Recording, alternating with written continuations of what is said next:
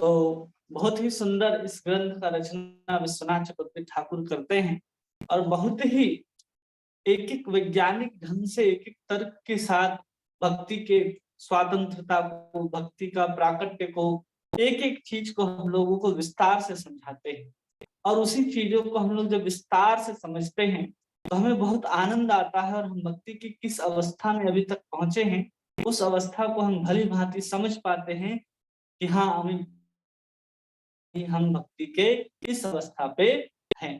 तो उसी अवस्था को हम लोग जानते हुए हमने श्रद्धा देख लिया, साधु संग देख लिया और उसके बाद हम लोगों ने भजन क्रिया को भी देख लिया। अब हम लोग भजन क्रिया के कुछ बचे हुए चीज हैं जिसको हम लोग देखने का प्रयास करेंगे कि वो भजन क्रिया जो है होती क्या है। तो हम लोगों ने कल भजन क्रिया के विषय में समझा था कि जो नाम जप है, गुरु के माध्यम से जो हमें साधन पद्धति प्राप्त होती है, जिसमें हम भगवान का नाम जप करते हैं, भगवान का श्रवण करते हैं, कीर्तन करते हैं, साधु वैष्णव की सबकी सेवा करते हैं, तो इन सबको हम लोग भजन क्रिया के नाम से जानते हैं।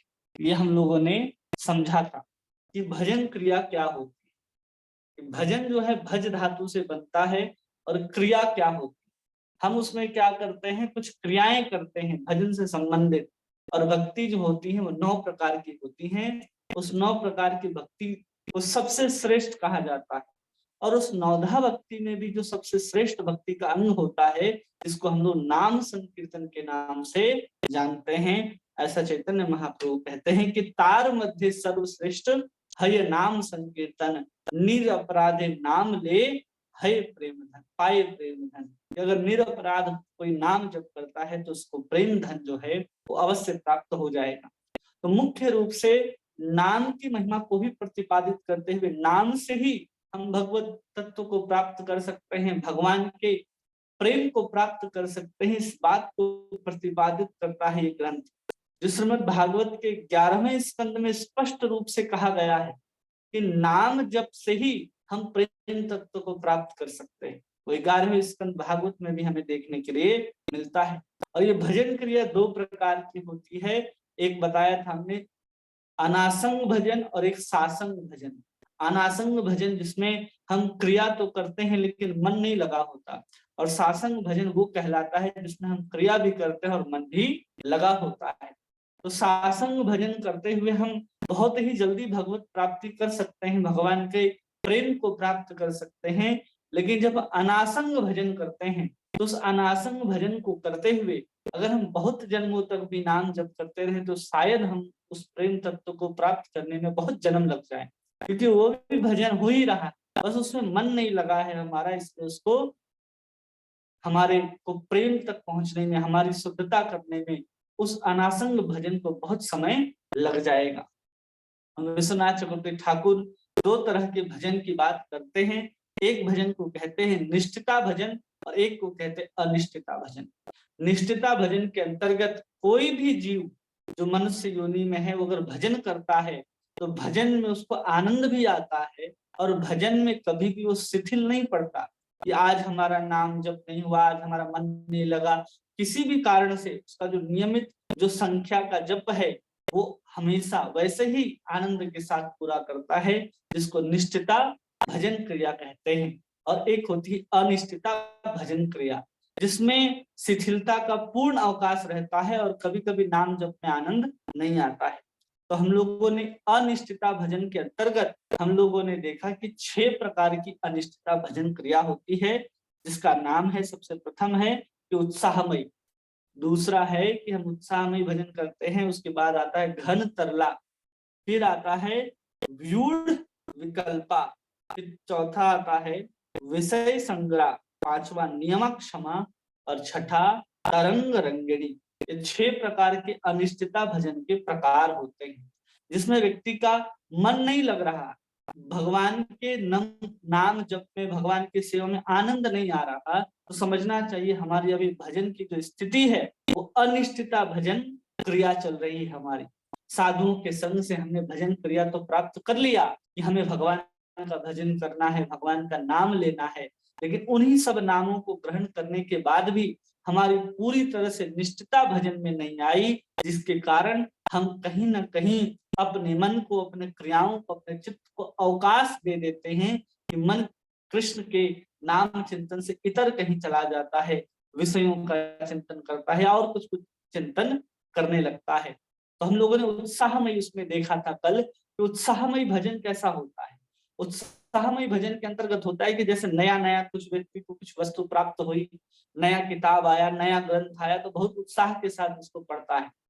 नया गाड़ी आई तो उसको चमचमा करके साफ करके रखता है। ये सब उदाहरण देकर के हमने आपको समझाया कि जिसमें नया नया जब सब कुछ होता है तो क्या करता है, उत्साह के साथ सब क्रियाओं को करता है नया नया कुछ ही दिन तक, लेकिन बहुत दिनों तक वैसा नहीं होता, फिर वो धीरे धीरे शिथिल हो जाता है। इसको कहते हैं उत्साहमयी भजन।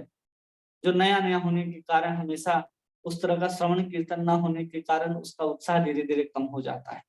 फिर दूसरी अवस्था आती है उस साधक की, जिसको हम लोग कहते हैं घन तरला।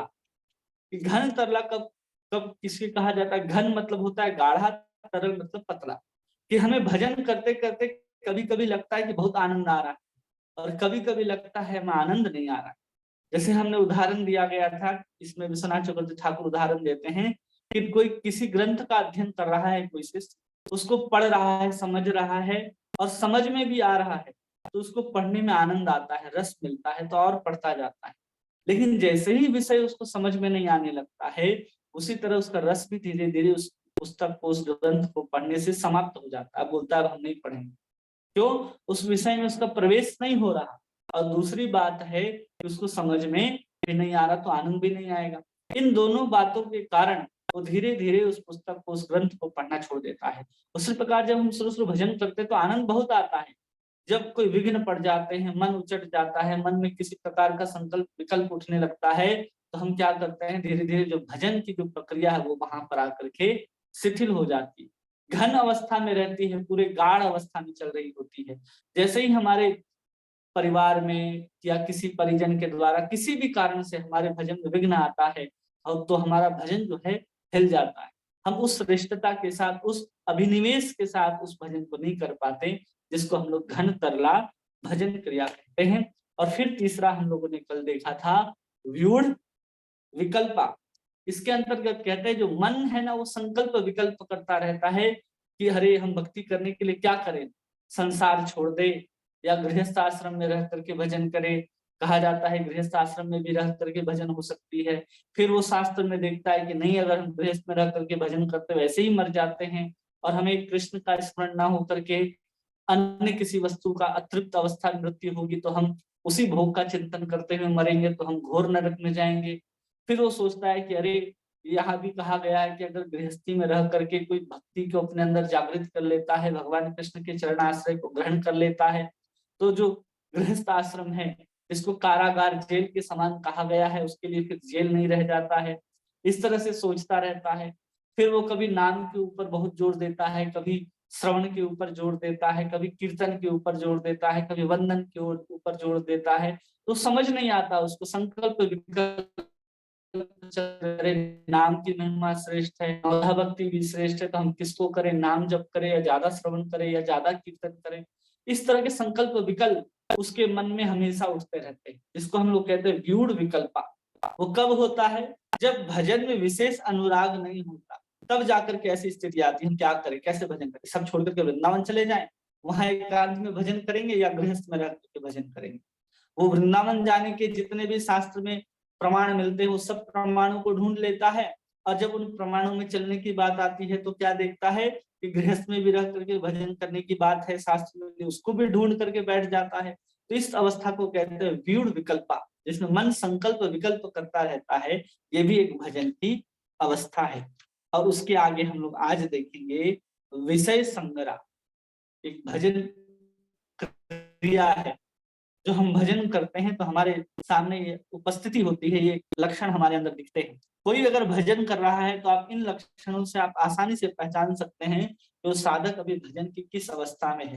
वो तरंग रंगणी की अवस्था में है, या व्यूढ़ विकल्पा की अवस्था में है, या नियमाक्षमा की अवस्था में है, या फिर उत्साहमयी है, या फिर अभी घन तरल चल रहा है, कभी इधर हो रहा है, कभी भजन अच्छा से हुआ, कभी नहीं हुआ। हमारे साथ भी होता है ना, लोग देखते हैं कि आज 16 माला एकदम आराम से आंख बंद करके बैठे और 16 माला कब पूरा हुआ पता भी नहीं चलता। और कभी कभी होता है अभी तक 6 माला हुए, 8 माला हुए, 10 माला हुए, ऐसे खींचते रहते हैं। तो इससे पता चलता है कि हमारी जो भजन की जो अवस्था है उसमें भी घन तरला आता रहता है।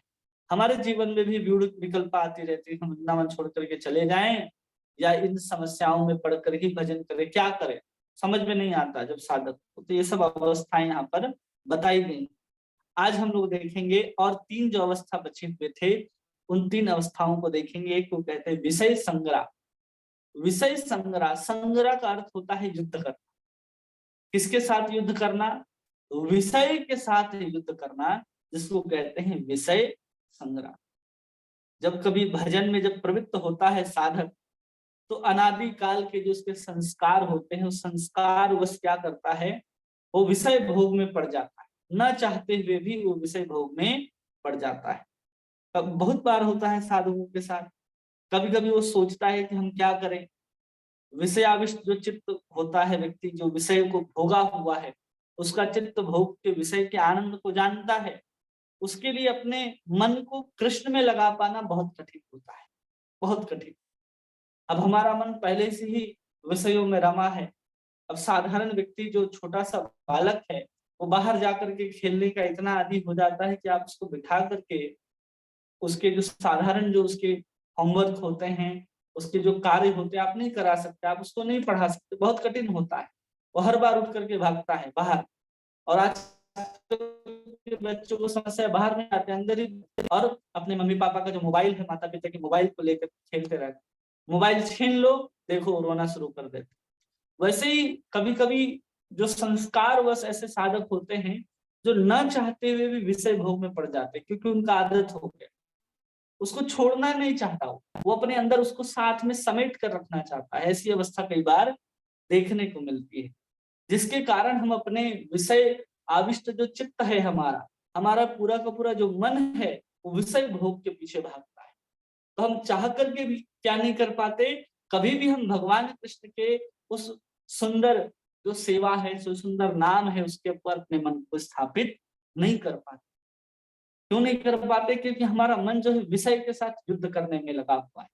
कभी विषय जीत जाता है, कभी हम जीत जाते हैं। कभी हम सोचते हैं कि आज हम भोग नहीं करेंगे, तो हम जीत भी जाते हैं, लेकिन कई बार क्या होता है, वो भोग ही हमको हरा देते हैं। तो ऐसे ही सोचता रहता है। जैसे विषय भोग का त्याग करके एकांतिक रूप में अगर हरिनाम का आश्रय ग्रहण करना कर्तव्य है, वो कई बार सोचता है कि हम एकांतिक में बैठ जाएं, एकांत में कोई न रहे और हम एकांत में भजन करें, तो क्या ये श्रेष्ठ होगा या नहीं होगा, कई बार ऐसा सोचता रहता है। तो इसी अवस्था को हम लोग विषय सारंग कहते हैं, जिसका विषय के साथ युद्ध चलता रहता है। इसको समझाते हुए विश्वनाथ चक्रवर्ती ठाकुर हम लोगों को कहते हैं कि एक श्लोक लिखते हैं विष्णु पुराण का, और कहते हैं कि विषयाविष्टान चित्तानाम विष्णु आवेश सुदूरतः, कि जिसका चित्त जो है वो विषय में आविष्ट है, उससे विष्णु का चिंतन जो है, विष्णु आवेश सुदूरतः, बहुत दूर है। कितना दूर है? तो इसके लिए बताते हैं कि जैसे कोई वस्तु प्राप्त करना हो और वस्तु पूर्व की दिशा में रखी हो, और जो व्यक्ति है, साधक है, उसका चित्त जो है विषय के प्रति आकृष्ट है, तो किधर जाएगा? पूर्व की ओर ना चल करके पश्चिम की ओर जाएगा। तो विषय से आविष्ट चित्त जिस भी साधक का है, वो वैसे ही उल्टा चलता है। कृष्ण इधर खड़े हैं, लेकिन हमेशा उल्टी दिशा में वो चलता है। जब विषय सारंग की अवस्था आती है, युद्ध करता रहता है वो, कि हम विषय को कैसे हराएं, विषय से कैसे जीते। लेकिन कई बार विषय जीत जाते हैं, कभी कभी साधक जीत जाता है। जब साधक जीतने लगता है तो साधक का बल बढ़ने लगता है। जब विषय जीतने लगते हैं तो साधक का जो बल है वो धीरे धीरे कमजोर होने लगता है। इसी को यहाँ कहते हैं कि विषयाविष्ट चित्तानाम विष्णु आवेश सुदूरतः, ये बहुत दूर है उनके लिए भगवान विष्णु। वारुणी दिग्गतम वस्तु व्रजन इंद्री कमात्मयात्, मतलब एक वस्तु अगर पूर्व की दिशा में रखी हो तो आप पश्चिम की दिशा में चल रहे हैं, इसके समान है। अगर कोई विषय आविष्ट चित्त होकर के कृष्ण को पकड़ना चाहता है, कृष्ण में अपने मन को लगाना चाहता है, इतना कठिन है, इतना कठिन हो जाता है। इसलिए हम लोगों को विषय से छूटने का, विषय से वैराग्य लेने का प्रयत्न करना चाहिए, लेकिन वो कर नहीं पाता। उस आकर्षण को बलपूर्वक क्या करता है, ऐसा लगता है उस साधक को कि हमको खींचा जा रहा है उसकी तरफ। वो भजन में बैठा हुआ है लेकिन तमाम तरह के विषय चिंतन उसके मन में आने लग जाते हैं। क्यों? क्योंकि उसके मन ने पहले उस विषय का भोग किया हुआ है, उस विषय का चिंतन किया हुआ है मन ने, हजारों हजारों जन्म से अलग अलग योनियों में जाकर के तो वही किया है। और आज जब हम उसको साधक के रूप में भजन क्रिया प्राप्त करके भजन के साधन में बिठा देते हैं तो बेचारे का मन नहीं लग पाता। एक बार परम पूज्य राधा गोविंद महाराज जब अपने इस बिहार प्रांत में प्रचार कर रहे थे तो वो नाम लेकर के, हरि नाम लेकर के, जो हम लोग भक्त लोग जैसे घुमा करते हैं वैसे घूम रहे थे। और कुछ लेबर जो होते हैं ना, बहुत मेहनत करते हैं, दिन रात मेहनत कर सकते हैं, बड़े बड़े भारी पत्थर उठा सकते हैं, ईटा उठा सकते हैं, घंटों धूप में काम कर सकते हैं। ऐसे जो कुछ लोग थे उनको कहा गया कि थोड़ा नाम लीजिएगा आप लोग। राधा गोविंद महाराज कहते हैं कि नाम लीजिएगा। तो वो लोग दिन भर जो धूप में काम करते हैं, वो लोग कह रहे तो बहुत आसान आसान काम है, खाली माला झोली में हाथ डालना है और हरे कृष्ण करना है। तो राधा गोविंद महाराज ने वाह बहुत अच्छा। राधा गोविंद महाराज ने माला पकड़ा दिया सब मजदूरों को जो एक जगह बैठे थे पेड़ के नीचे। अब कहा कि चलो शुरू हो जाओ। तो लोग सबसे पहले पूछे कि देखिए कि हम लोग 6 लोग हैं और हम लोग 6 लोग हैं तो हम लोगों को जो आज दिन भर की मजदूरी है, अगर हम नाम जप करते बैठेंगे तो नहीं मिलेगा। तो महाराज बोलते कि चलो मेरे तरफ से आज दिन भर की मजदूरी, बस आज तुम लोगों को क्या करना है, भगवान का 16 माला जप करना है। अब वो माला झोली में हाथ डालते हैं, आराम से बैठ जाते हैं और महाराज जी सामने हैं और कहते हैं कि चलो नाम जप शुरू। अब वो हरे कृष्ण कृष्ण कृष्ण हरे हरे, हरे राम राम राम। किसी का एक माला हुआ, किसी का एक माला से कुछ ज्यादा हुआ, किसी का कुछ कम ही हुआ। तो सब हाथ जोड़ करके एक साथ बोलते हैं कि महाराज ये नाम जप करना बहुत कठिन है, मन बहुत इधर उधर हो रहा है और हम इतना मेहनत लग रहा है, जितना मेहनत तो हमको पूरे धूप में बड़े बड़े पत्थर को, ईंटों को एक स्थान से दूसरे स्थान तक ले जाने में नहीं लगता, उतना मेहनत तो हमें माला चढ़ाने में लगता है। ऐसा होता है क्यों? क्योंकि एक तो विषय के प्रति हम बहुत आसक्त हैं, दूसरा हमारे अंदर पाप बहुत ज्यादा होता है। पाप से जब तक हम निवृत्त नहीं होते तब तक भगवान की ओर हमारा जो मन है, वो चित्त जो है, वो पूरी दृढ़ता के साथ नहीं लगता है। इसलिए हमें बहुत जन्मों के जो पाप हैं वो भजन करते करते जब समाप्त होने लगते हैं और पाप का बोझ जब कम हो जाता है, जब हमारे जो पाप हैं, जो अपरारब्ध हैं, प्रारब्ध हैं, कूट हैं, बीज हैं, वो सब हिलने लगते हैं, वो जब गलने लगते हैं तो हमारा जो भजन में मन है वो धीरे धीरे स्थिर होने लग जाता है। तो उसी चीज को यहाँ समझा रहे हैं कि विषय आसक्त जीव है वो कभी भी भगवान का स्मरण जो है उतनी श्रेष्ठता के साथ नहीं कर सकता है। अब इस तरह से बेचारा एक साधक है, वो प्रयास कर रहा है, उस विषय के साथ लड़ रहा है कि हमें उस विषय का भोग नहीं करना है, हमें उस विषय का भोग नहीं करना है और एकांत में बैठ करके भगवान का नाम लेना यही कर्तव्य है। इस प्रकार निश्चय करके वो विषय को छोड़ने का प्रयत्न कर लेता है और फिर पूर्व संस्कार के कारण उसे किसी न किसी कारण भोग हो ही जाता है। तो भगवान उद्धव से कहते हैं 11वें स्कंद के भागवतम के अंदर, जात श्रद्धो मत कथासु निर्वन्न सर्व कर्मसु वेद दुखात्मकान कामान परित्यागो गपनिस्वरः ततो भजेत मां प्रीत श्रद्धालु दृढ़ निश्चय जुषमानश्च तान कामान दुखोदकाश्च ग्रहयन। कहते हैं कि जो साधक, भगवान कृष्ण बता रहे हैं कि जो साधक कर्मों से विरक्त हो गया है और उसमें दुख बुद्धि रखता है, किसमें? कर्म में, कि हम कुछ कर रहे हैं तो उसका भोग बनेगा और भोग के कारण हमें परिणाम स्वरूप क्या मिलने वाला है? दुख ही मिलने वाला है। भक्त जो है वो परिचित होता है कि विषय भोग का जो अंतिम परिणाम है वो भोग ही होगा। कहते हैं ना, इंद्रिया है स्पर्श संजा भोगा दुख योन एवता। भगवान भगवत गीता में कहते हैं कि इंद्रियों के द्वारा प्राप्त होने वाला जो सुख है वो शुरू में लगता है कि बहुत आनंदकारी है, लेकिन उसका परिणाम जो क्या होता है अंत में दुखकारी होता है। जो शुरू में दुख सुख जैसा लगे और उसका परिणाम दुखमय हो, तो ये किस तरह के भोग के गिनती आते हैं, जिसको हम लोग रजोगुण कहते हैं। तो शुरू में लगता है कि हाँ कि बहुत आनंद है, बहुत आनंद, बाद में हमें दुखी बनाते हैं। तो ही भगवान यहाँ पर बताते हैं, जात सद्धो मत कथासु निर्वण्णो कर्मसु। कब ऐसा होता है? जब मत कथासु, मेरे कथा के प्रति उसकी क्या होती है, श्रद्धा जागृत हो जाती है।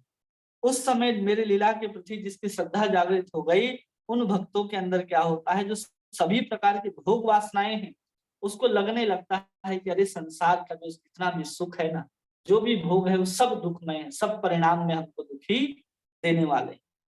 लेकिन इतना जान करके जो उसको परित्याग करने में समर्थ ना हो, भगवान कह रहे हैं कि वेद दुखात्मन कामान परित्यागो अपनिस्वर, उसको लेकिन छोड़ने में असमर्थ। वो समझ गया कि संसार के जो विषय भोग हैं हमको सुख नहीं दे सकते, वो हमको फंसाने का काम कर रहे हैं, लेकिन फिर भी उसके अंदर क्या आ रहा है कि उसको छोड़ नहीं सकता बेचारा। वो फिर भी पड़ा हुआ है कि अरे बहुत प्रयास करने के बाद भी उस विषय भोगों को छोड़ने में असमर्थ है। तो कहते हैं ततो भजेत माम प्रीतः श्रद्धालु दृढ़ निश्चय। उसके बाद भी वैसा भक्त क्या करता है, कुछ भी हो जाए, हम विषय के भोग भोगने के कारण नरक भी जाना पड़ जाए तो कोई बात नहीं, लेकिन हम भगवान का भजन नहीं छोड़े। लेकिन हम भगवान का भजन छोड़ने वाले नहीं। तो इसलिए कहते हैं जसु मानश्चितान कामन दुखोद काश्चर्य करिग्रहण।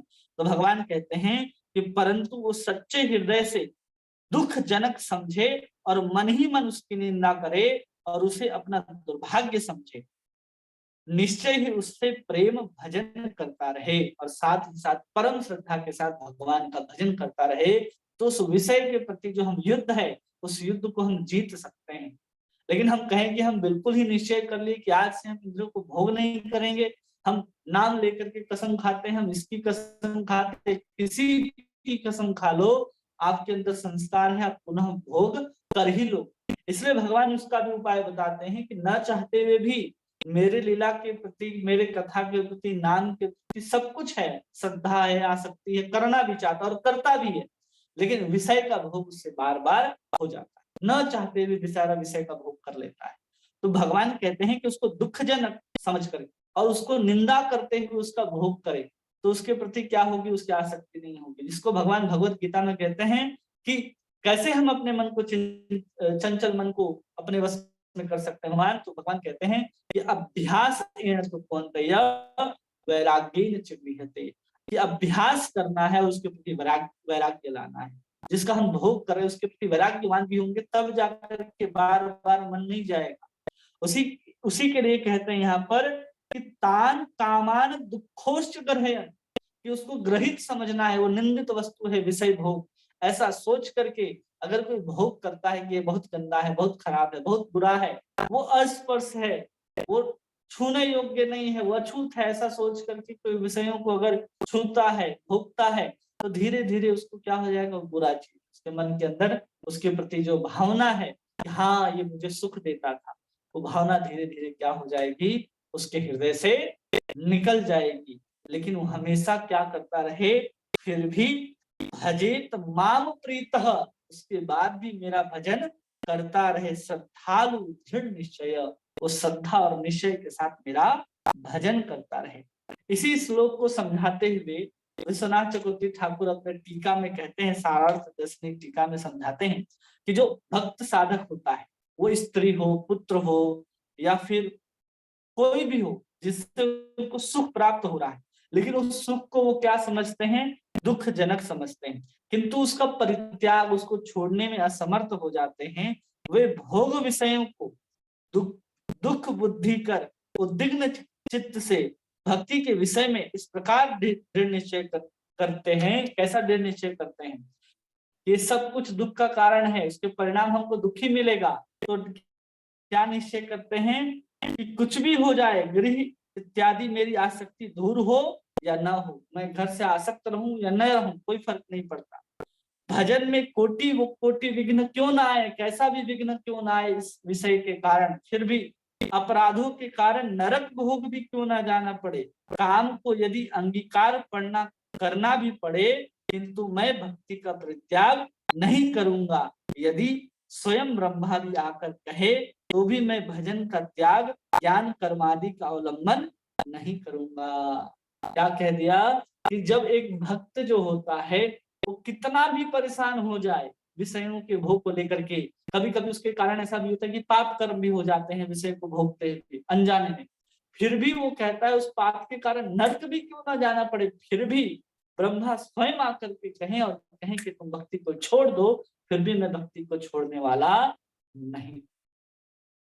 तब जाकर के धीरे धीरे क्या होता है, भगवान की भक्ति से ही हम विषय को छोड़ सकते हैं। कि अरे हमसे तो विषय के प्रति हम बहुत आसक्त हैं, जब विषय छूट जाएंगे, विषय को हम त्याग देंगे, तब हम भगवान का भजन करेंगे, कभी नहीं छूटेगा, क्योंकि हमने आज तक भगवान की भक्ति को स्वीकार ही नहीं किया, इसलिए आज तक हम भोग में लगे हुए हैं और भोग भोगते जा रहे हैं। एक बार हम भगवान की भक्ति को दृढ़ निश्चय करके धारण कर लेते हैं, तो भगवान की भक्ति की कृपा से हम धीरे धीरे विषय के ऊपर अपने विजय को प्राप्त कर सकते हैं। और कभी कभी उस संकल्प या भजन में जो अस्थिरता आती है, शिथिलता आती है, उसके कारण विषय हमारे ऊपर क्या कर जाते हैं, विजय प्राप्त कर जाते हैं। इसलिए यहाँ पर आगे कहते हैं कि अहो ये मेरे विषय भोग मेरे लिए महाअनर्थकारी हैं और भगवत प्राप्ति के अनुकूल नहीं है, बिल्कुल भी अनुकूल नहीं है, प्रतिकूल है। क्योंकि अनेकों बार नाम ग्रहण संपर्क ग्रहण पूर्वक शपथ के बाद भी मैं इस विषयों का परित्याग करके वापस भोग करना ही पड़ता है, इसलिए वो विषयों की हमेशा निंदा करते रहते हैं। कई बार कई भक्तों को अहंकार हो जाता है कि अरे हमने विषयों को छोड़ दिया, अब तो हम विषयों से मुक्त होकर के भगवान का भजन करते हैं। लेकिन कहीं ना कहीं ऐसे संस्कार आ ही जाते हैं कि वो मन से उसका चिंतन कर ही लेता है, और कभी कभी वो क्या करता है, वो पराजित हो जाता है, विषय जीत जाते हैं और वो हार जाता है। तो भक्ति की इस अवस्था को हम लोग विषय सारंग की अवस्था कहते हैं, जहाँ विषय के साथ एक साधक का युद्ध चल रहा है। ठीक है, ये हम लोगों ने समझा विषय संग्रह, जहाँ एक साधक का युद्ध जो है किसके साथ चल रहा है, विषय भोगों के साथ चल रहा है, और बार बार भजन करने के बाद भी वो बेचारा पतित हो जाता है, विषय जो है उसको पकड़ लेती है, विषय के भोग को भोगने के लिए चला जाता है। और उसके बाद आता है नियमाक्षमा। हर शब्द से हम लोग समझ सकते हैं कि क्या कहा जा रहा है। नियमाक्षमा का मतलब होता है कि एक साधक जो है ना, वो संकल्प करता है कि आज मैं 1,00,000 नाम जप करूंगा, आज से हम 64 माला करेंगे, 64 माला में 1,00,000 नाम जप हो जाते हैं। तो वो संकल्प करता है नियमाक्षमा के अंदर कि आज से हम नियम बनाते हैं कि आज से हम रोज 1,00,000 माला जप करेंगे, जितने भी लीला स्थल हैं सबका हम दर्शन करने के लिए जाएंगे, और जो भी वैष्णव हैं उनको हम 1008 बार प्रणाम करेंगे, ऐसा संकल्प करता है। भगवान और भक्त की हमेशा सेवा करेंगे, ग्राम में वार्ता नहीं करेंगे, और जिस शब्द में भगवान, जो शब्द जो हमारे मुख से निकलते हैं, जिह्वा से उच्चारित होते हैं, वो अगर कृष्ण से संबंधित नहीं है तो मैं ऐसे शब्द को भी नहीं कहूंगा। ऐसे कुछ कुछ संकल्प होते हैं जो भक्त ले लेते हैं। किस अवस्था में भक्त इस तरह के संकल्प को लेते हैं, तो ये सब नियम संकल्प करके उसको प्रतिपालन करने में असमर्थ हो जाते हैं। क्यों, ये क्यों होता है, ऐसे संकल्प क्यों लेते हैं भक्त, कि आज से हम 1,00,000 नाम जप करेंगे, ऐसा सब कुछ करेंगे। तो वर्णन करते हैं यहाँ पर आचार्य कि जब भक्त जो होता है उसकी जब श्रद्धा बढ़ने लगती है, धीरे धीरे विकास को प्राप्त करने लगती है नाम जप के प्रति या फिर वैष्णव के प्रति, जब साधु के संग में होता है तो बहुत तरह की क्रियाओं को चलता ही रहता है। ऐसा कोई नहीं सोचे कि हम जब भजन की क्रिया में हम कहाँ पहुंच गए, साधु संग, श्रद्धा से हम आ गए साधु संग में, साधु संग से आ गए हम भजन क्रिया में, तो हम भजन क्रिया में आ गए तो हम साधु संग को छोड़ देंगे, ऐसा नहीं होता। हमने सबसे पहले ही जब आपको समझा रहे थे, तो भक्ति क्या करती है, अपने पूर्व अवस्था को वैसे ही बनाए रखती है और आगे की अवस्था को प्राप्त कर लेती है। जैसे हमने कहा कि दूध को दही होने के लिए वो दही बन जाएगा, फिर दूध नहीं रहेगा, लेकिन भक्ति के साथ क्या है, अपने पूर्व अवस्था को बनाए रखती है। उसी प्रकार जब हम भजन क्रिया के भी अवस्था में हों, किसी भी अवस्था में हों, उस समय भी हम साधु संग करते हैं, उस समय भी उस साधु संग के कारण वही श्रद्धा जो है धीरे धीरे बढ़ती है, और भजन क्रिया के कारण वही सब कुछ बढ़ता चला जाता है। ऐसा कुछ वहां पर नया नहीं होता। इसलिए भक्ति की क्रिया में अपने पूर्व अवस्था को कभी भी भक्ति परित्याग नहीं करती है। जैसे हमने दूध और दही का उदाहरण दिया था कि वो अपने पूर्व अवस्था का कभी भी त्याग नहीं करती। वैसे हमेशा इस पूरे के पूरे भक्ति के सीढ़ी में, जहाँ से हम श्रद्धा, साधु संग, भजन क्रिया, अनर्थ निवृत्ति आगे तक जाएंगे, उस सब में भी जो मूल है पिछली भक्ति की जो अवस्था, वो मूल रूप से विद्यमान रहती है और वही आगे परिवर्तित होती है, लेकिन फिर भी उस स्वरूप में विराजमान रहती है। इसलिए हम किसी भी अवस्था में चले जाएं, आसक्ति, रुचि, भाव की अवस्था में भी क्यों ना हो, हमें उस अवस्था में, भाव की अवस्था में अगर हम हैं, तब हम जाकर के हम क्या कर सकते हैं, उनके अनुसार जो भाव की अवस्था में वैसे भक्तों का संग करके हमें उनसे श्रवण करना चाहिए। कभी नहीं ऐसा करना चाहिए कि हम श्रवण छोड़ सकते हैं, इस बात को हमेशा ध्यान रखना है। तो हम क्या बता रहे थे कि वैसे ही जैसे जैसे व्यक्ति की श्रद्धा की वृद्धि होते रहती है, तो भजन विषयक नियमों का पालन करने की आवश्यकता लगने लगती है कि अरे हम श्रद्धा बढ़ रही है तो 16 माला क्यों करें, आज से हम 25 माला करेंगे, आज से हम 32 माला करेंगे। इस तरह का जो नियम है, इस तरह का जो संकल्प है, एक साधक अपने जीवन में पालन करता है। लेकिन क्या होता है कि श्रद्धा तो बढ़ जाती है, नाम जब भी बढ़ाने का संकल्प कर लेता है कि हम साधुओं का सेवा करेंगे, आज से 64 माला करेंगे, सब संकल्प कर लेता है। ये सब संकल्प करने के बाद भी क्या देखा जाता है कि उसकी विषय के प्रति जो आसक्ति थी, वो अभी तक नाश नहीं हुई।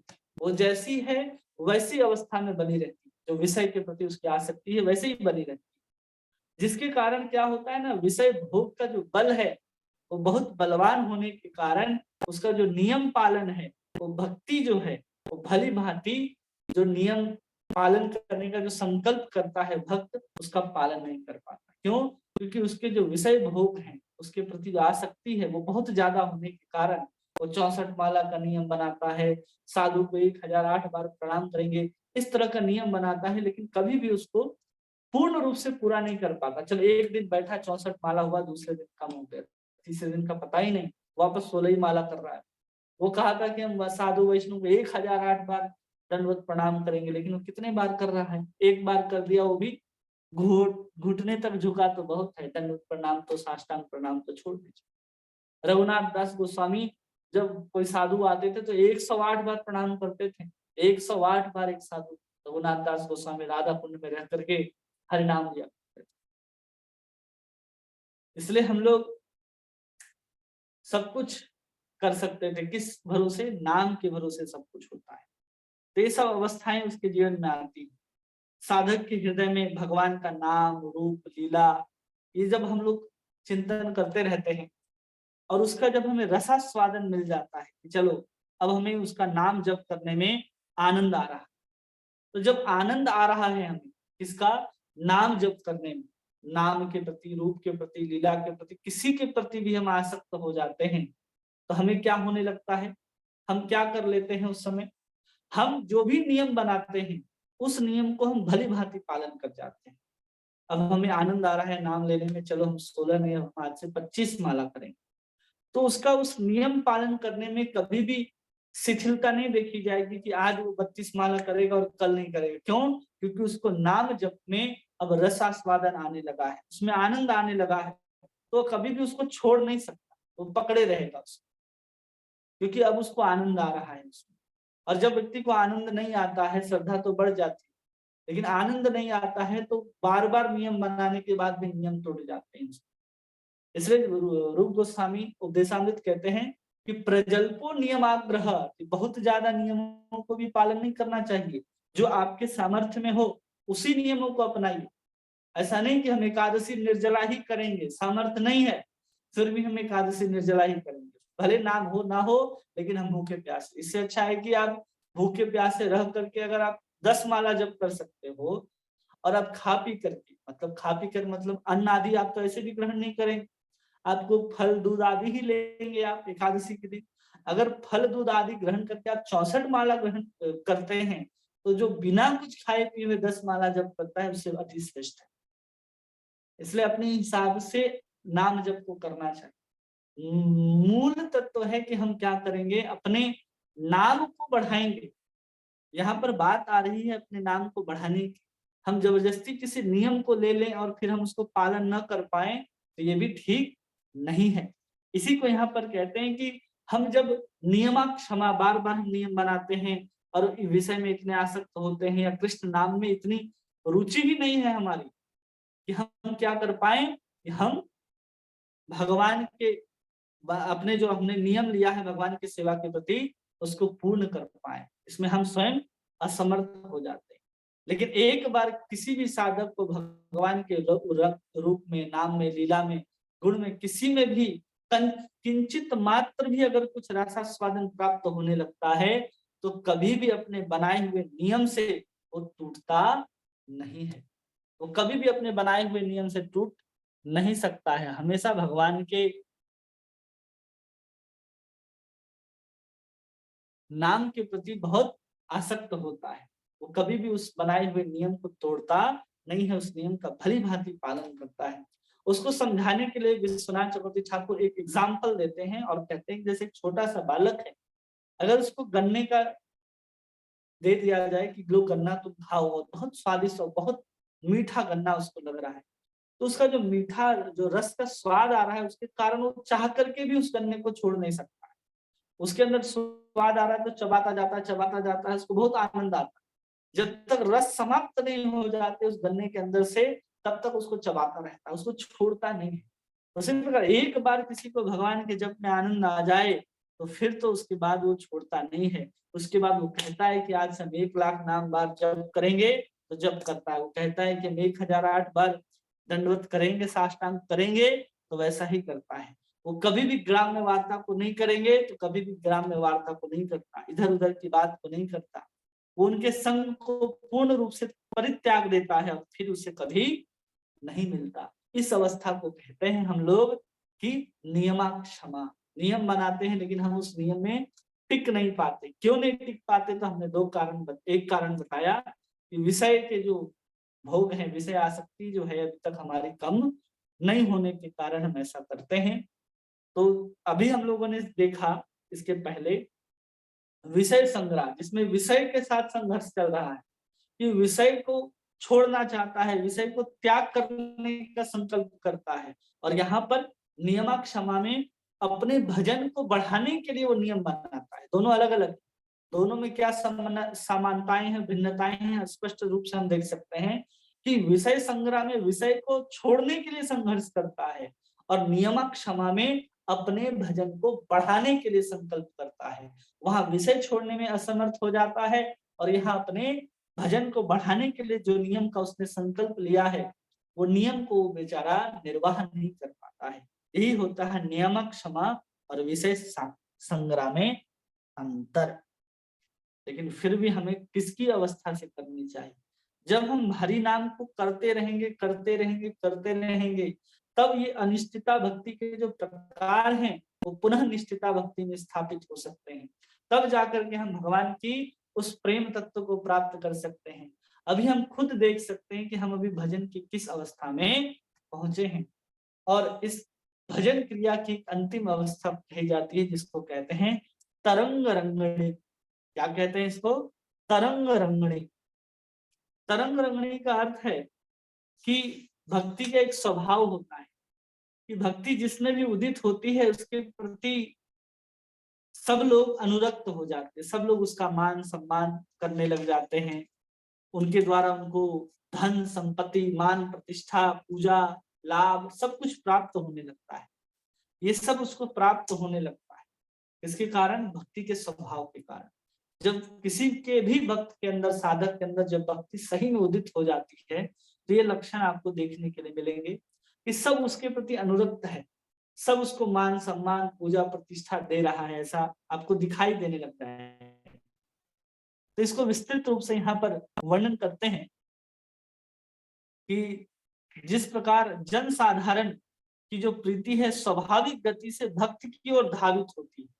कि जन साधारण की जो प्रीति है वो देखिएगा किसी भक्त के प्रति ऐसे ही दौड़ने लग जाते हैं, चाहे वो कितने भी विषय में लगे हो, लेकिन कोई भक्त हो अगर उसके अंदर थोड़ी सी भी उसके प्रति श्रद्धा होती है तो उसको मान सम्मान करता है, उसका पूजा प्रतिष्ठा, अपना धन संपत्ति सब कुछ उसको समर्पित कर देता है। ऐसा सब कुछ हमें देखने के लिए मिलता है। तो कहा जाता है कि जो हरि में एकांतिक भक्ति करते हैं और उनके अंदर जो भक्ति मूलक अर्चना के द्वारा परितृप्त हुआ करते हैं जो हम परितृप्त करना चाहते हैं। किसके द्वारा? किसी भी साधु, किसी भी वैष्णव को अगर उसके अंदर भक्ति आ गया है तो स्वाभाविक रूप से हम उसके प्रति आकृष्ट होते हैं। तो पद्म पुराण में कहा जाता है कि येनार्चितो हरिस्तेन तर्पितानि जगत जगन्त्यपि राज्यन्ति जंत वस्त्रः जंगमा स्थावरा। क्या क्या हो जाता है अगर किसी के अंदर भक्ति स्थापित हो जाती है, आ जाती है तो? जिस व्यक्ति ने भगवान का अर्चन किया है, जिसके द्वारा जगतवासी तृप्त हो जाते हैं, स्थावर जंगम सभी प्राणी उस भक्ति से भक्त से अनुराग करने लगते हैं। जो थोड़ा सा भी किया है ना, तो उसको देखिएगा कि जंगल में बड़े बड़े हिंसक जानवर भी होंगे तो एक भक्त को कभी भी नुकसान नहीं पहुंचाते। कई बार कहते हैं भक्त जंगल में रहा तो अकेले रह गया, उसके अंदर भक्ति उदित हो गई थी, इसलिए जंगली जानवर जो हैं वो कभी भी उनका नुकसान नहीं करते। पद्म पुराण में ऐसी कथाएं भरी पड़ी हैं। जब भागवत के पहले अध्याय का महात्मा हम लोग श्रवण करते हैं, भागवत गीता के प्रथम महात्मा का वर्णन जब हम लोग श्रवण करते हैं तो वहां वर्णन आता है पद्म पुराण में कि एक व्यक्ति था, वो साधारण सा व्यक्ति था जो गाय को चराया करता था, अपनी बकरी को चराया करता था, लेकिन एक साधु महात्मा के पास जाकर के गीता का प्रथम अध्याय को श्रवण किया करता था। और गीता के प्रथम अध्याय को श्रवण करता था और प्रत्येक दिन एक खास स्थान पर जाकर के जंगल में क्या करता था, वो अपने पशुओं को चराया करता था। और वहां पर हिंसक जानवर भी कई बार आ जाया, लेकिन हिंसक जानवर आने के बाद भी शेर, बाघ, चीता आ रहे हैं, फिर भी किसी बकरे को, किसी गाय को, यहाँ तक कि उस चरवाहे को भी किसी प्रकार का कोई नुकसान नहीं पहुंचाते। किसका प्रभाव है? वर्णन आता है कि उसके अंदर गीता के प्रथम अध्याय को श्रवण करते करते एक साधु के मुख से भक्ति जागृत हो गई थी। और भक्ति के जागृत होने के कारण ही जितने भी हिंसक प्राणी हैं, इसको कह रहे हैं यहाँ पर कि स्थावर जंगमा अपि, कि सब क्या होते हैं? राजयंती जंत वस्त्र येन आर्चितो हरिस्तेन तर्पितानि जगत्यपि, कि वो क्या कर लेता है? भगवान को संतुष्ट कर लेता है तो हरेक प्राणी जो हैं वो तृप्त हो जाते हैं और सब भक्त से अनुराग करने लगते हैं, सबकी प्रीति भक्त से हो जाती है। तो वही उसके प्रति भी हुआ। तो वही बात को यहाँ पर कह रहे हैं कि अनुराग का फल ये होता है कि भक्त का सम्मान। कोई अगर भक्त से प्रेम करने लग जाता है, लगाव हो जाता है, तो उस भक्त का सम्मान होता है, उसको लाभ दिया जाता है, उसको पूजा है, मान है, प्रतिष्ठा है, ये सब कुछ उसको प्राप्त होने लग जाते हैं। ये तीन ऐश्वर्य जो है उसको मुख्य रूप से प्राप्त होते हैं। कौन कौन? विषय के सुख उसको प्राप्त होते हैं, ब्रह्म के सुख उसको प्राप्त होते हैं, और उसको क्या सुख प्राप्त होता है? विषय सुख, ऐश्वर्य सुख और ब्रह्म सुख, ये तीन सुख उसको प्राप्त होते हैं। जो हम लोगों ने सुविधा के अंदर जो चार प्रकार के सुविधा है कि जीव अनुरक्त हो जाते हैं, उनको सुख मिलने लगता है, उस सुख के अंदर आने वाले तीन प्रकार के जो हम लोग सुख थे जिसकी हम लोग चर्चा कर रहे थे, ये तीन प्रकार के सुख हम लोगों को प्राप्त हो जाते हैं। एक मिनट। हरे कृष्णा कृष्ण कृष्ण हरे हरे, हरे राम राम राम हरे हरे, हरे कृष्ण कृष्ण कृष्ण हरे हरे, हरे राम राम राम हरे।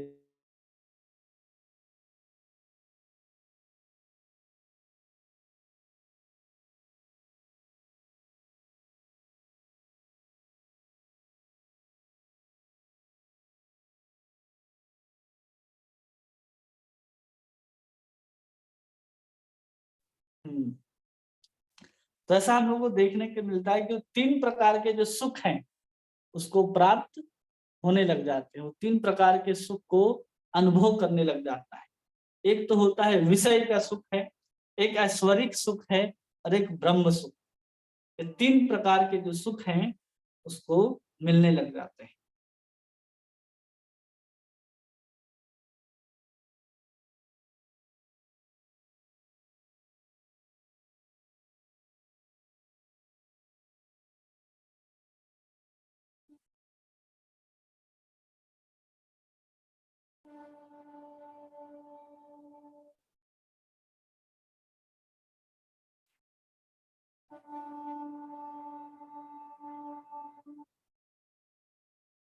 हरे कृष्ण। हाँ, हम बता रहे थे उसको 3 प्रकार के सुख मिलने लग जाते हैं। तो 3 प्रकार के सुखों का वर्णन बहुत सुंदर तरीके से भक्ति रसामृत सिंधु में रूप गोस्वामी करते हैं और कहते हैं कि सिद्धया परमाश्चर्या भुक्ति मुक्तिश्च शाश्वती। और फिर कहते हैं नित्यंच परमानंदो भवेत गोविंद भक्तितः। कि अनिमा आदि जो सिद्धियां हैं, 8 प्रकार की जो सिद्धियां, अनिमा है, लघिमा है, महिमा है, वसिता है, कमा वसायिता है, इस तरह की जो सिद्धियां हैं उसको प्राप्त हो जाती है। और विषय का सुख और यहाँ तक कि ब्रह्म सुख तथा नित्य परमानंद भी गोविंद की भक्ति से भक्त को अनायास ही प्राप्त हो जाता है। बहुत प्रयास करने की आवश्यकता नहीं है, अनायास ही भक्त प्राप्त कर लेता है। जब किसी के अंदर भक्ति आ गई तो ये सब सुख अपने आप प्राप्त कर लेता है। तो जो शुद्ध भक्त होता है वो भगवान कृष्ण के प्रेम को, सेवा को छोड़ करके कभी भी पूजा, लाभ, मान, प्रतिष्ठा के ऊपर नहीं भागता कि हमें चाहिए, हमें ये चाहिए। क्योंकि ये सब वो जानता है कि ये सब जो है पूजा, लाभ, मान, प्रतिष्ठा, वो भक्ति के विरोधी हैं। और इन सबको भक्ति लता का हम लोग उपशाखा के नाम से जानते हैं। एक भक्ति तो है मुख्य, जैसे कई बार हम बीज लगाते हैं तो बीज लगाने के बाद क्या होता है कि उसके चारों तरफ कुछ खरपतवार निकल आते हैं। आप लोगों ने देखा होगा कि बाजारों में, कभी कभी खेतों में हम लोग कुछ लगाते हैं, बीज को बाजारों से ला करके, तो बीज को लगाते हैं, किसी भी वस्तु का बीज हो, चाहे आम हो, नीम हो या किसी सब्जी का भी फल हो, तो हम लोग क्या करते हैं, उसको लगाते हैं तो उसके चारों तरफ अन्य प्रकार के उसी के जैसे दिखने वाले खरपतवार निकल आते हैं, लेकिन वास्तव में वो पौधे नहीं होते। तो जैसे कि भक्ति के विरोधी इसलिए कहा जा रहा है क्योंकि पूजा, लाभ, मान, प्रतिष्ठा जो है ये दिखते हैं भक्ति जैसे, अरे हाँ वो भक्ति कर रहा है तो उसको सब कुछ प्राप्त हो रहा है, वो देखने में लगता है। लेकिन जो साधक भक्ति कर रहा है उसको इस बात का पता रहता है कि हम तो कर रहे हैं, वो जो मान प्रतिष्ठा मिल रहा है वास्तव में वो हमारी भक्ति को नष्ट कर देगा। ये उपशाखाएं जो हैं वो श्रवण कीर्तन, तो हम भक्ति के बीज को अंकुरण करने के लिए, भक्ति के बीज को पल्लवित करने के लिए हम डाल रहे हैं श्रवण कीर्तन रूपी जल।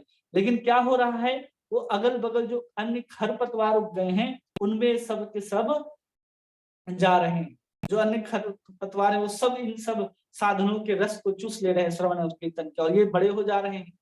अब जैसे ही बड़े हो जाएंगे अन्य खरपतवार, तो क्या करेंगे, आपकी जो मुख्य भक्ति लता है, कल्प लता के स्वरूप जो भक्ति लता है, वो धीरे धीरे उनसे ढक जाएगी और बढ़ने नहीं देगी। इसलिए हमको सबसे पहले इन उपशाखाओं को हटाना चाहिए। ये अपने आप जब आपके जीवन में देखते होंगे, जब आप भक्त बन जाते हैं, किसी को प्रचार करने लग जाते हैं, लोग आपकी बातों से प्रभावित होने लग जाते हैं, तो ये सब आपके पास आने लग जाते हैं। ये भक्ति का स्वभाव है। लेकिन वास्तव में इसको क्या कहा जाता है, भक्ति के मार्ग में बाधक एक भक्त समझता है, और भक्त इस चीज को समझने के कारण उन सब चीजों से दूर रहता है। इसलिए चैतन्य महाप्रभु रूप गोस्वामी को जब शिक्षा देते हैं तो कहते हैं, किंतु यदि लतार संगे उठे उपशाखा, लता के संग, किसके लता के संग, भक्ति लता के साथ अगर उठे उपशाखा, भुक्ति मुक्ति वांछा जत असंख्य तार लेखा। उसमें भुक्ति हो सकती है, मुक्ति हो सकती है, पूजा हो सकता है, लाभ, मान, प्रतिष्ठा, पद, पदवी, बहुत कुछ हो सकता है उपशाखा के रूप में। निषेधाचार कुटिनाति जीव हिंसन, उसके बाद क्या कह रहे हैं कि निषिद्ध आचरण, जो आचरण नहीं होना चाहिए वो भी आचरण कभी कभी उसके अंदर दिखने लग जाता है। सबसे सावधान होने की स्थिति यही है, तार तरंगणी, इस अवस्था को हम लोग कहते हैं तरंग रंगणी अवस्था। इस तरंग रंगणी में जो कुछ भी रंग दिखाई जा रहे हैं आपको, कि आपको लग रहा है कि अरे हम तो भक्त हो गए, अब तो लोग हमें माला पहनाते हैं, ऊंचा आसन देते हैं, जहां जाओ वहां लोग दंडोत प्रणाम करते हैं, और आप उस अहंकार से फूलते चले जाओगे तो वो आपकी भक्ति को तो ऐसे ही नाश कर देगी। क्योंकि आपके जो मूल है, जो मेन है आपका, जो भक्ति कल्प तरु लता है, जिसको बढ़ना है, उसको ये सब शाखाएं आकर के घेर ले। और इसी सब के कारण जब व्यक्ति को पूजा, मान, लाभ, प्रतिष्ठा मिलने लग जाता है तो व्यक्ति क्या करता है मालूम, निषिद्ध आचरण करने लग जाता है। उसको लगता है हम जो कर रहे हैं वो सही है, क्योंकि कोई उसको बोलने वाला रहता नहीं है।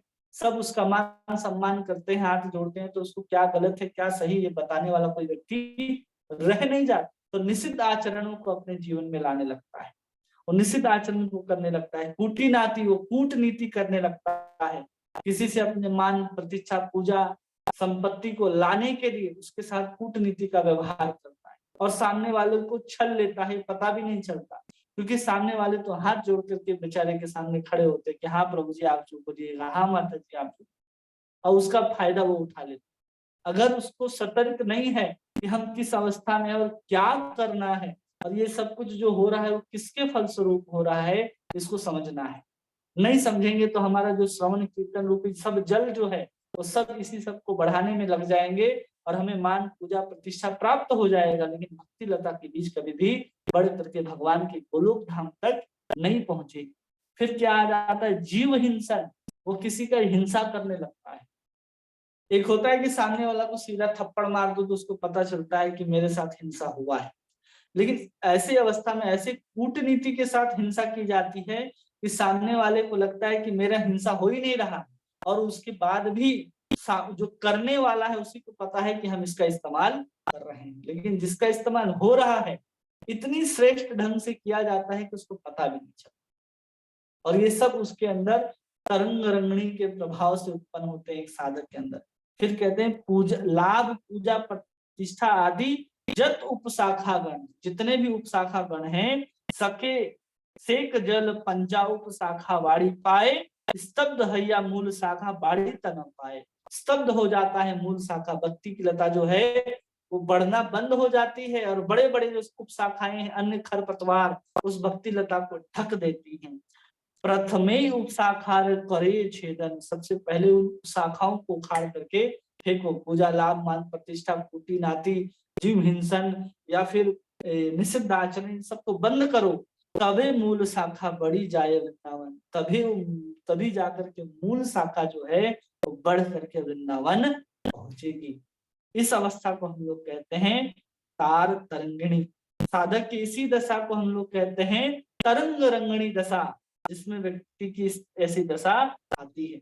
और आगे जो तृतीय वृष्टि है, तृतीय अमृत वृष्टि, उसमें अनर्थों का वर्णन है। बहुत सारे नाम अपराध हैं, 4-5 प्रकार के अनर्थ हैं। वो अनर्थ की निवृत्ति कब होती है या फिर किस प्रकार के, सब कुछ का वर्णन आगे हम लोग देखेंगे। तो ये हम लोगों ने आज 3 देखा मुख्य रूप से। कौन कौन चीज हम लोगों ने देखा?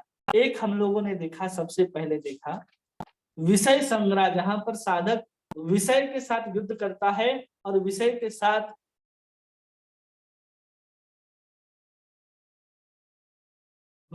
साथ हम लोग क्या करते हैं, युद्ध करने लग जाते हैं। प्रथम अवस्था हम लोगों ने देखा। दूसरी अवस्था नियम क्षमा, बहुत सारे नियम बना लेते हैं, फिर उस नियम का पालन नहीं कर पाते और फिर भक्ति के कारण हमारे अंदर पूजा मान लाभ प्रतिष्ठा उप शाखा के रूप में प्रकट होने लग जाते हैं। ये 3 जो हैं वो सब अनिष्टता भक्ति के ही प्रकार हैं, जो कल हम लोगों ने 3 देखे और आज भी 3 देखे। वैसे 6 प्रकार होते हैं जिसको अनिष्टता भक्ति हम लोग कहते हैं, जिसमें सबसे प्रथम आता है उत्साहमय भजन, दूसरा आता है घन तरला, तीसरा आता है व्यूढ़ विकल्पा, चौथा है विषय संग्रह, पांचवा नियमक क्षमा और छठा तरंग रंगणी। ये भजन की अवस्थाएं हैं, भजन क्रिया की अवस्था। इन 6 अवस्था से बाहर निकलना है, तब जाकर के हमारे जीवन में उस भजन क्रिया के द्वारा अनर्थों की निवृत्ति होगी और अनर्थ की निवृत्ति होने के बाद ही रुचि आ सकती और आगे जो कुछ भी है वो सब कुछ हमें प्राप्त होगा।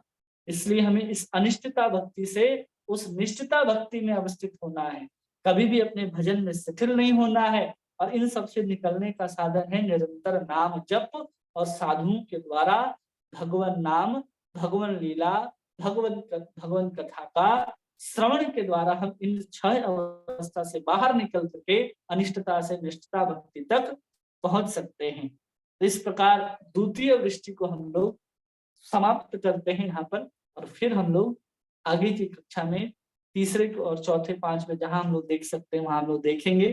किन्हीं का कोई प्रश्न है जो आप पूछना चाहते हैं, जो आपको समझ में ना आई हो तो आप पूछ सकते हैं, या कोई हमारी बात ही आपको ना समझ में आई हो तो उसको भी आप पूछ सकते हैं।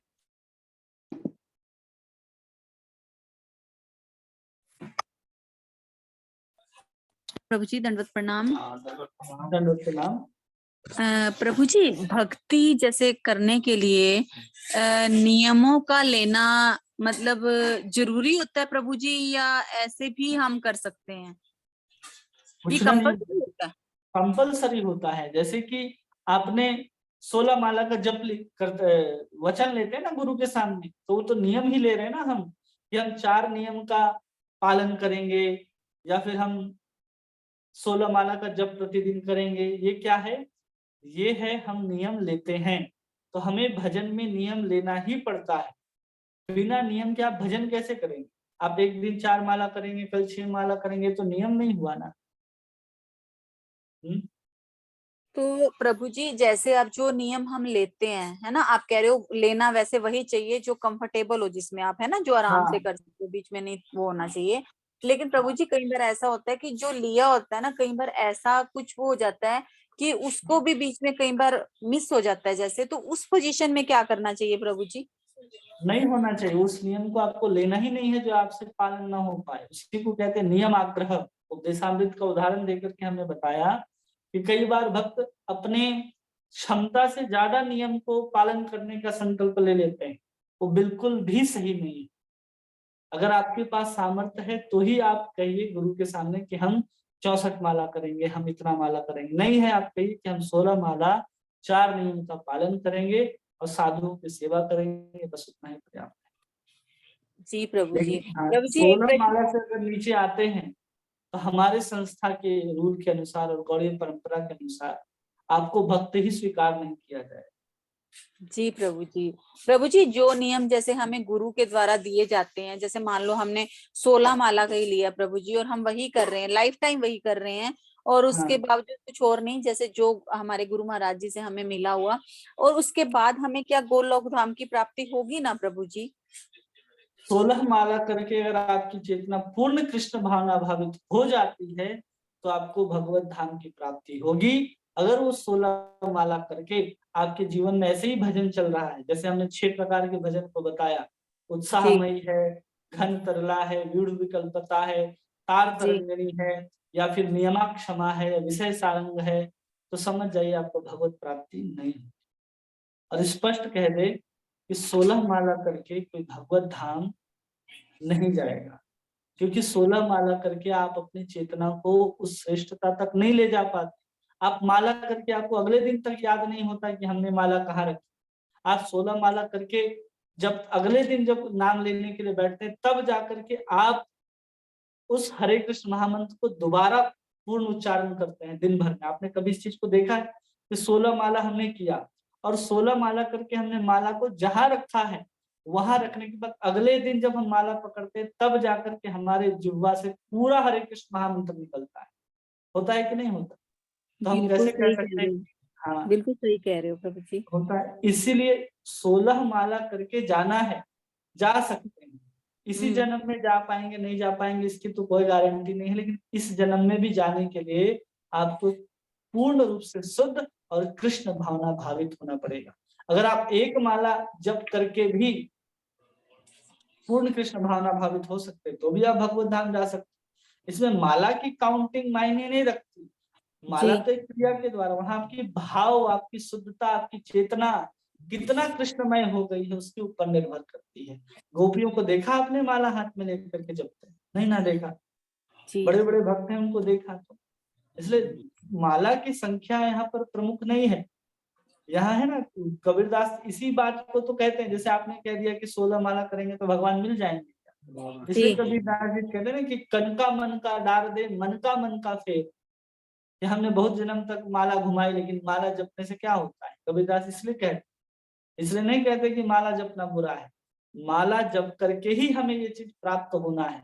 इसलिए हमने वहां पर बात की नियमाक्षमा। जब व्यक्ति के अंदर श्रद्धा बढ़ने लग जाता है, श्रवण के माध्यम से उनको लगने लगता है कि नहीं हमको भगवान का जप करना ही है, तो खुद से कहता है कि हम 16 नहीं, आज से हम 20 माला, और वो 20 माला का नियम बढ़ा ले, पूरा कर ले, बहुत अच्छा है। यहाँ उसने नियमाक्षमा का पालन कर लिया और भगवान के जप को बढ़ा लिया। तो भगवान के नाम में जप बढ़ना, जप की संख्या बढ़ना, ये आपकी भक्ति के विकास का सूचक है कि आप जो संकल्प ले रहे हो उसको पूरा कर पा रहे हैं। मतलब आपका जो विषय के प्रति आसक्ति है वो कम हो रही है, तो आपके नियमक क्षमा से तो आप ऊपर आ गए ना। अब जहां तक बात आई विषय सारंग की, आप कितना विषय के प्रति आसक्त हैं, कितना है, हम 64 माला करने के बाद भी अगर विषय में गिर जाते हैं, फिर भी हम 64 माला करने का संकल्प लेते हैं, तो वो एक अवस्था है कि भगवान कहते हैं धीरे धीरे वहां से निकल जाए। वो भी एक अवस्था है जो हम लोगों ने अभी समझा, श्रवण किया, जाना। इसलिए ये मत कहिए किसी को कि 16 माला करने से भगवत धाम जाएगा या नहीं जाएगा।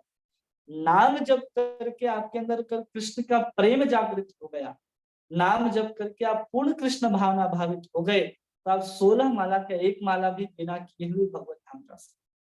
लेकिन वो आएगा कैसे? बिना नाम जप के आएगा नहीं। इसलिए भगवान कहते हैं कि सतत कीर्तन करो मेरा, सततम कीर्तयन्तो मां यतन्तश्च दृढ़वता। भगवान अनन्य चिंतयन्तो मां दृढ़ युक्त उपासते। भगवान खुद कहते हैं कि तेसाम क्षेम योग क्षेम वहाम्यहम्, कि अनन्य भाव से कोई मेरा भजन करे, सतत मेरा भजन करे।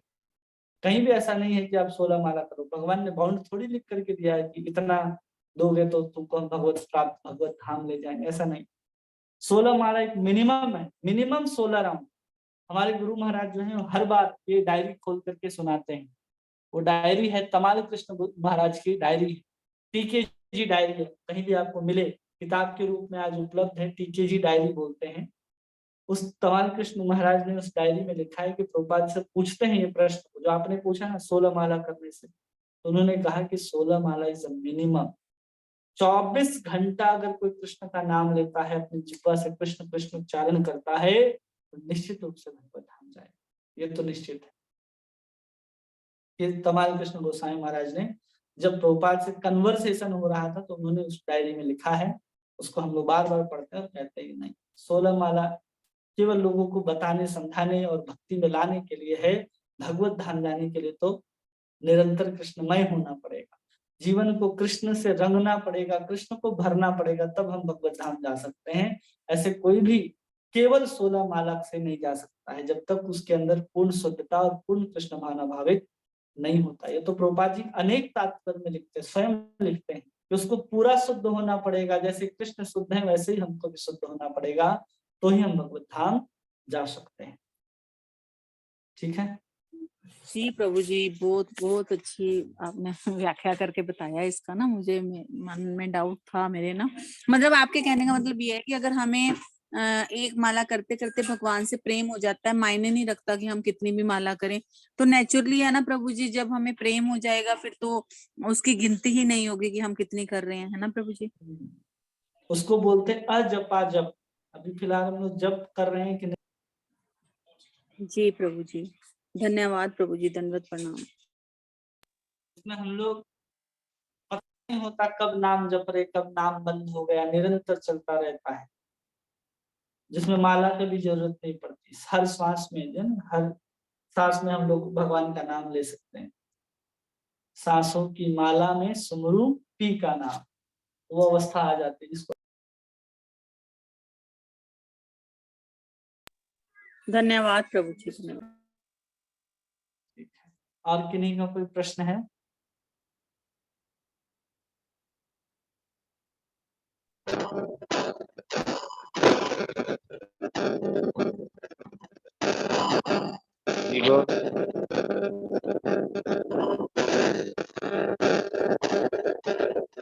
आपकी आवाज नहीं आ रही, वो बहुत आवाज कर रहा है। आप जहाँ कहीं भी हैं, या तो हेडफोन निकाल लें, फिर आप बोले तो आवाज सुनाई देगा।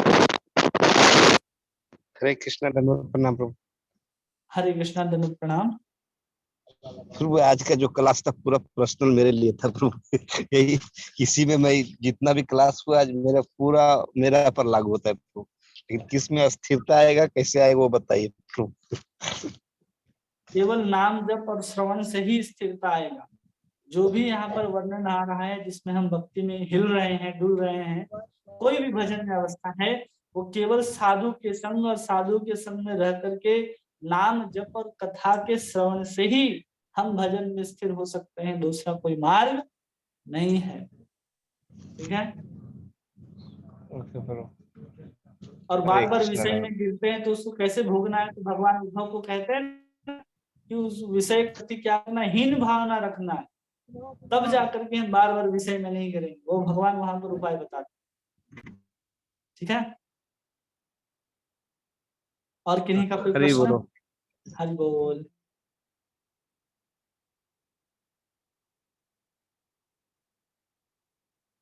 सबको बातें समझ में आई फिर?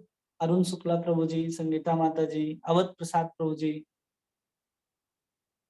वृष भानु माता जी, कोई प्रश्न आपका? निशा माता जी, प्राची माता जी,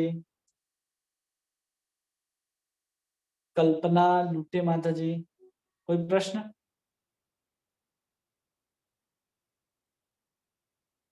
सब बातें समझ में आई सबको? जी प्रभु जी। जी। निशा माता जी।